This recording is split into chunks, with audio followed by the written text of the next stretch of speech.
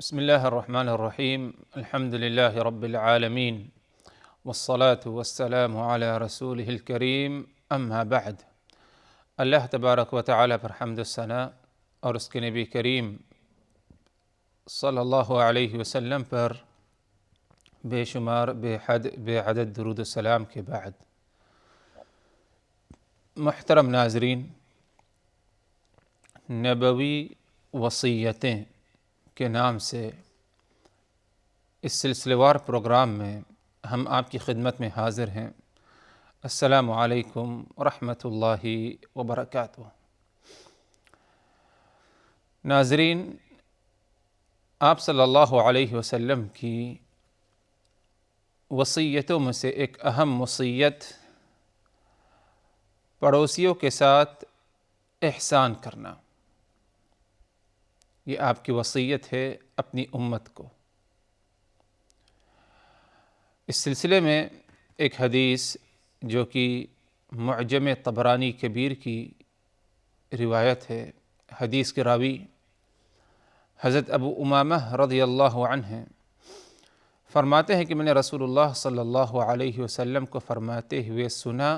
وَهُوَ عَلَى نَاقَتِهِ الْجَدْعَاءِ فِي حَجَّةِ الْوَدَاعِ۔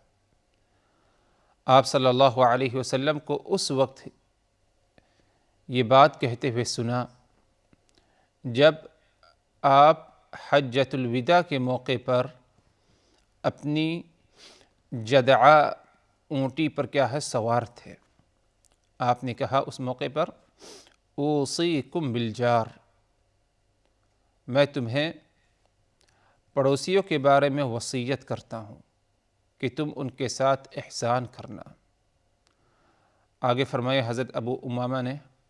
حتی اکثر فقلت انہ لیورثہ، اور آپ صلی اللہ علیہ وسلم نے بار بار اس بات کی تاکید کی کہ تم اپنے پڑوسیوں کے ساتھ احسان سلوک کرو، یہ میری وصیت ہے۔ بار بار آپ نے اس بات کو دہرایا، یہاں تک کہ مجھے اس بات کا خدشہ ہوا کہ کہیں آپ صلی اللہ علیہ وسلم میراث میں، ترکہ میں اس کا حق مقرر نہ کر دیں۔ مختصر سے حدیث ہے جسے حضرت ابو امامہ نے روایت کیا ہے، لیکن بہت ہی بہترین اور اہم تعلیم اس میں ہے۔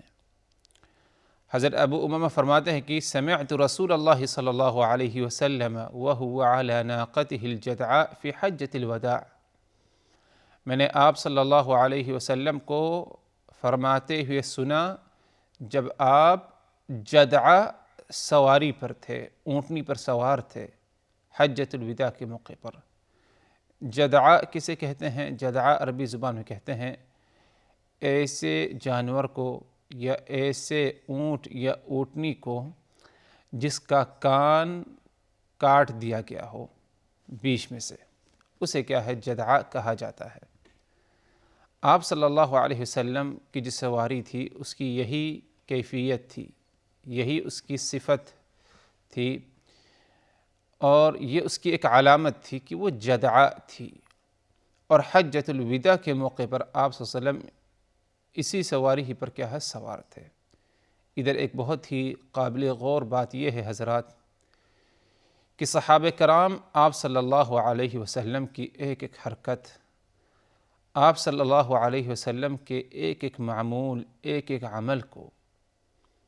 ویسے ہی روایت کیا کرتے تھے جس طرح انہوں نے دیکھا ہے اپنی آنکھوں سے، اور جس طرح انہوں نے اپنے کانوں سے کیا ہے سنا ہے۔ ادھر اگر حضرت ابو امامہ یہ کہہ دیتے صرف کہ میں نے حجۃ الوداع کے موقع پر آپ صلی اللہ علیہ وسلم کو ایسے کہتے سنا ہے تو بات مکمل ہو جاتی، لیکن اس کے باوجود ابو امامہ نے کیا ہے پوری وہ کیفیت نقل کی کہ کس کیفیت میں آپ صلی اللہ علیہ وسلم بیٹھے تھے، کس کیفیت میں تھے، کس حالت میں تھے جب آپ نے یہ بات کہی۔ تو ابو امامہ نے بتایا کہ اپنی اونٹنی پر سوار تھے، اور یہ کون سی اونٹنی؟ جدعاء تھی جس کے کان کٹے ہوئے تھے۔ اور کب کہا آپ صلی اللہ علیہ وسلم نے اونٹنی پر سوار ہو کر؟ فی حجۃ الوداع، حجۃ الوداع کے موقع پر کیا کہا آپ نے؟ اوصیکم بالجار، اوصیکم یعنی وصیت سے، اوصیکم بالجار، میں تمہیں پڑوسیوں کے بارے میں احسان سلوک کا حکم دیتا ہوں، تاکید کرتا ہوں اور وصیت کرتا ہوں۔ اور یہ بات اوصیکم بالجار آپ نے ایک مرتبہ نہیں کہی، بلکہ اس حدیث سے لگتا ہے کہ آپ نے بار بار اس بات کو دہرایا، یہاں تک کہ ابو امامہ کہنے لگے حتی اکثر، اور آپ نے کئی دفعہ بار بار بہت دفعہ کہا اس موقع پر اوصیکم بالجار، اوصیکم بالجار، کہ میں تمہیں تمہارے پڑوسیوں کے بارے میں، ہمسایوں کے بارے میں وصیت کرتا ہوں، حکم دیتا ہوں کہ تم ان کے ساتھ احسان کرنا، اچھے سلوک سے پیش آنا۔ بہت دفعہ آپ نے کہا اس موقع پر، بار بار دہرایا اس بات کو، یہاں تک کہ ابو امامہ کہنے لگے فَقُلْتُ إِنَّهُ لَيُوَرِّثُ، اتنا زیادہ آپ صلی اللہ علیہ وسلم تاکید کر رہے ہیں اور بار بار دہرا رہے ہیں اپنی اس بات کو، یہاں تک کہ مجھے اس بات کا خدشہ ہوا کہ کہیں آپ صلی اللہ علیہ وسلم آدمی کے مال میں اس کا حصہ مقرر نہ کر دیں، جس طرح آدمی کے مال میں وفات ہو جانے کے بعد اس کے مال میں اس کی اولاد کا حق ہے، میراث ورثہ ہے، اسی طرح کہیں پڑوسیوں کو بھی حق وراثتاً کیا ہے، مقرر نہ کر دیں۔ اتنا زیادہ آپ صلی اللہ علیہ وسلم نے اپنی باتوں کو کیا ہے، دہرایا۔ تو کہنے کا مقصد یہ تھا حضرات، اس حدیث سے یہ بات واضح ہو رہی ہے کہ آپ نے بہت ہی خاص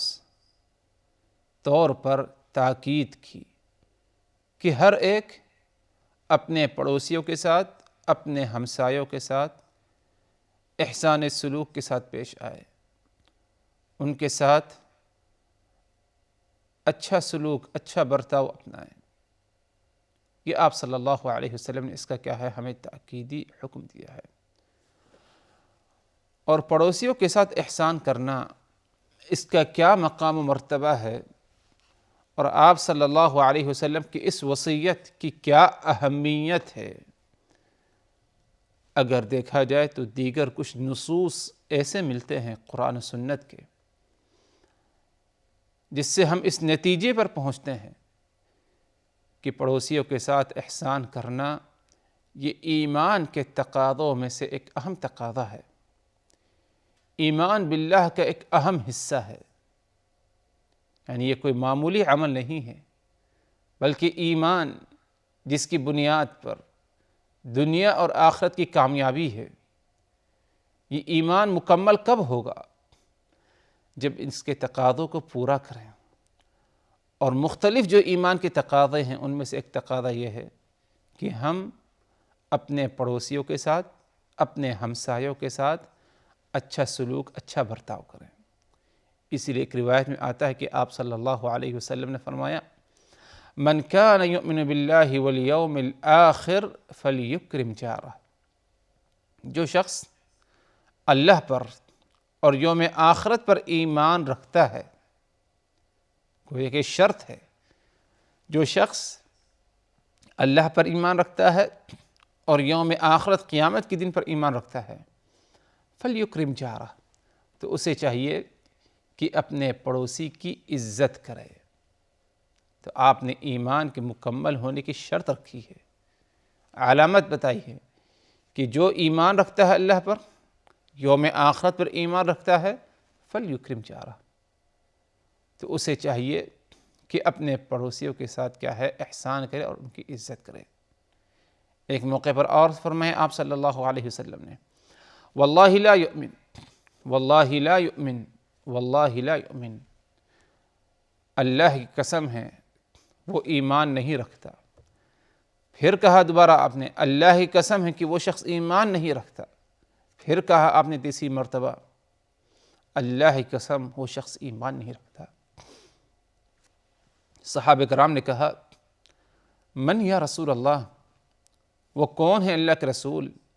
جس کے بارے میں آپ فرما رہے ہیں کہ وہ ایمان نہیں رکھتا، آپ نے جواب میں کہا الذی لا یأمن جارہ بوائقہ، وہ شخص ایمان نہیں رکھتا جس کے پڑوسی اس کی ایذا اور تکلیف سے محفوظ نہیں رہتے۔ یعنی وہ شخص جو اپنے پڑوسیوں کو ایذا تکلیف پہنچاتا ہے، احسان اچھائی سے پیش آنے کے بجائے ان کو تکلیف پہنچاتا ہے، ایسا شخص ایمان نہیں رکھتا اللہ اس کے رسول پر۔ معلوم پڑا اس حدیث سے اور اس سے پچھلی جو حدیث روایت پڑھی گئی، بتائی گئی کہ پڑوسیوں کے ساتھ احسان کرنا اور ان کو ایذا تکلیف دینے سے اپنے آپ کو روکنا، یہ ایمان کا حصہ آپ صلی اللہ علیہ وسلم نے کیا ہے قرار دیا ہے۔ اسی لیے ضرورت اس بات کی حضرات کہ ہم اس عمل کو اہمیت دیں اور ہم میں سے ہر ایک اپنا محاسبہ کیا کرے کہ ہم نے اپنے پڑوسیوں کے ساتھ، اپنے ہمسایوں کے ساتھ کیا سلوک کیا ہے۔ ہر ایک کے جو ہے کوئی نہ کوئی ہمسائے اور کیا ہے پڑوسی ہیں، آپ کے گھر کے دائیں بائیں، آگے سامنے اور پیچھے کے حصے میں جو رہتے ہیں وہ سب آپ کے پڑوسی کہلاتے ہیں۔ اس کی کیا حد ہے کہ پڑوسیوں کی حد کہاں تک ہے، اس میں اختلاف ہے۔ کسی نے کہا کہ 2 گھر تک، کسی نے کہا یعنی ایک طرف سے 2 گھر 3 گھر، اور بعض نے کہا 10، بعض نے کہا 40 گھر تک، دائیں بائیں آگے پیچھے 40 مکانات ہیں، 40 گھر تک کیا ہے سب پڑوسی کہلاتے ہیں۔ لیکن کوئی بہت مضبوط اور ٹھوس اس سلسلے میں روایت نہیں، اسی لیے اس کا اعتبار ماحول پر کیا جائے، عرف پر۔ اگر ہم جس علاقے میں رہتے ہیں اور جس محلے میں رہتے ہیں ادھر کا عرف ہے اور ادھر یہ ماحول پایا گیا کہ گھر کے آس پاس آگے پیچھے تقریباً 10 گھر تک اسے پڑوسی سمجھا جاتا ہے، تو ان کے ساتھ، پڑوسیوں کے ساتھ جس طرح پیش آنے کا ہمیں حکم دیا گیا ہے اسی طرح ہمیں کیا ہے پیش آنا ہے۔ تو اس بات پر ہمیں ہر ایک کو اس پر غور کرنا ہے اور اپنا محاسبہ کرنا ہے کہ ہمارا کیا کردار اور ہمارا کیا سلوک ہمارے اپنے پڑوسیوں کے ساتھ ہے۔ حضرات، پڑوسیوں کے ساتھ احسان کرنا ایمان کا تقاضا ہے، لیکن ایک بات اور ادھر اہم ہے، وہ یہ کہ پڑوسیوں کے ساتھ احسان کرنے کا حکم صرف آپ صلی اللہ علیہ وسلم نے نہیں دیا، بلکہ اللہ تبارک و تعالی نے قرآن مجید میں بھی اس کا حکم دیا۔ اور اس عمل کے لیے، اس عمل کی تعلیم دینے کے لیے، حکم دینے کے لیے اللہ تبارک و تعالی نے جبرائیل امین کو آپ صلی اللہ علیہ وسلم کے پاس بھیجا۔ اسی لیے آپ نے ایک موقع پر کہا ما زال جبریل یوصینی بالجار حتی ظننت انہ سیورثہ۔ جبریل امین میرے پاس آئے، یعنی اللہ کے رسول کے پاس، اور پڑوسی کے بارے میں احسان کرنا، نیک سلوک کے ساتھ پیش آنا، اس کا حکم دیتے رہے، بار بار اس کا حکم دے رہے ہیں، تاکید کر رہے ہیں، یہاں تک کہ مجھے اس بات کا خدشہ ہوا کہ کہیں جبریل امین وراثت میں کہیں پڑوسی کا حق کیا ہے مقرر نہ کر دیں۔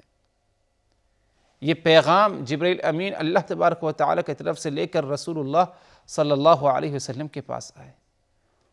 اور بہت ہی زیادہ تاکیدی اسلوب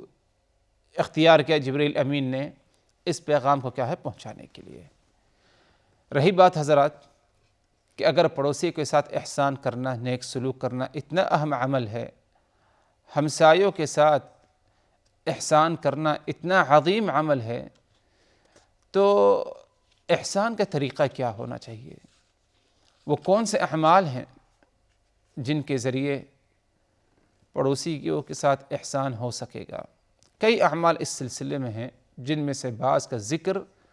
آپ حضرات کے سامنے کیا جا رہا ہے تاکہ ہم ان پر کیا ہے عمل کر سکیں۔ نمبر 1، ہم اپنے پڑوسی کو اپنی زبان یا اپنی کسی حرکت سے ایذا اور تکلیف نہ پہنچائیں۔ ہم اپنے پڑوسیوں کو اپنی زبان یا اپنی کسی اور حرکت کے ذریعے اسے کیا ہے تکلیف نہ پہنچائیں، زبان سے اسے برا بھلا نہ کہیں، اس کی غیبت، اس کی چغل خوری نہ کریں، اس کی برائی نہ بیان کریں، بلکہ اگر اس کا ذکر کریں دوسروں کے سامنے، اپنے گھر والوں کے درمیان، تو اچھے سے کیا ہے ہم ان کا کیا ہے ذکر کیا کریں، ان کی برائی نہ کریں۔ ہماری زبان پڑوسیوں کے لیے اور پڑوسیوں کے عزیز و اقارب کے لیے ہماری زبان کیا ہے محفوظ رہنا چاہیے، اور اسی طرح کوئی حرکت ہم سے ایسی نہ ہو جس سے ہمارے پڑوسی کو تکلیف پہنچے۔ گھر میں اتنا زیادہ شور شرابہ نہ ہو ہمارے گھر میں کہ ہمارے گھر کی جو آواز ہے، شور شرابہ، بچوں کے کھیل کی کیوں نہ ہو، وہ پڑوسیوں تک پہنچے اور ان کو کیا ہے تکلیف ہو۔ اس سے ہمیں اپنے آپ کو بچانا چاہیے۔ اسی طرح پڑوسیوں کے ساتھ احسان میں یہ بھی داخل ہے کہ تحفہ، تحائف، ہدیہ ہم ان کو دیا کریں، اور اس میں کوئی تکلف کرنے کی ضرورت نہیں، بلکہ بعض روایات میں آتا ہے کہ اگر تم نے گھر میں کھانا بنایا، شوربہ، سالن، تو اس میں تھوڑا سا پانی کا اضافہ کر دو تاکہ مقدار زیادہ ہو جائے، اور تم اپنے پڑوسیوں تک جو ہے پہنچاؤ اس کو، اور بطور ہدیہ اپنے پڑوسیوں کو دو۔ تو ہدیہ، تحفہ، تحائف پڑوسیوں کو دینا، یہ بھی ان کے ساتھ احسان کرنے میں کیا ہے داخل ہے۔ اسی طرح ایک اور عمل جس کے ذریعے ہم پڑوسیوں کے ساتھ احسان کر سکیں گے وہ یہ کہ اگر ان کی طرف سے کچھ تکلیف ہمیں پہنچے تو ہم اس کا بدلہ برائی سے نہ دیں، بلکہ صبر اور تحمل سے کام لیں، اور برائی کا بدلہ اچھائی سے دیں۔ اسلام کی یہی کیا ہے تعلیم ہے، جیسے کہ اللہ تبارک و تعالیٰ کا فرمان، ادفع باللتی ہی احسن، تم کسی برائی کا دفع اچھائی سے کرو، نیکی اور بھلائی کے ذریعے کرو۔ تو پڑوسی کی طرف سے اگر ہمیں کچھ تکلیف پہنچتی ہے، کوئی ہمسایہ ہمیں کچھ جو ہے ایذا تکلیف پہنچاتا ہے، تو اس کا بدلہ ہم برائی سے نہ دیں بلکہ اچھائی سے دیں۔ یہ بھی پڑوسیوں کے ساتھ احسان کرنے میں کیا ہے داخل ہے۔ اور بھی بہت ذرائع ہیں جن کے ذریعے پڑوسیوں کے ساتھ احسان کیا جا سکتا ہے۔ ان تمام ذرائع کا جو ہے انحصار اگر دیکھا جائے تو ایک بنیادی مقصد اور ایک بنیادی بات پر وہ یہ کہ ہم اپنے سے تکلیف نہ پہنچائیں پڑوسیوں کو، اور اسی طرح پڑوسی اگر کچھ تکلیف پہنچاتا ہے ہمیں تو ہم اسے کیا ہے کچھ برا بھلا نہ کہیں۔ اسی پر اکتفا کرتے ہیں حضرات، مزید اور باتیں رسول اللہ صلی اللہ علیہ وسلم کی وصیتوں سے متعلق اگلی نشستوں میں۔ اس وقت تک کے لیے اللہ تبارک و تعالیٰ کی حفاظت میں، وآخر دعوانا ان الحمد للہ رب العالمین۔ صلی اللہ علیہ وسلم، صلی اللہ علیہ وسلم۔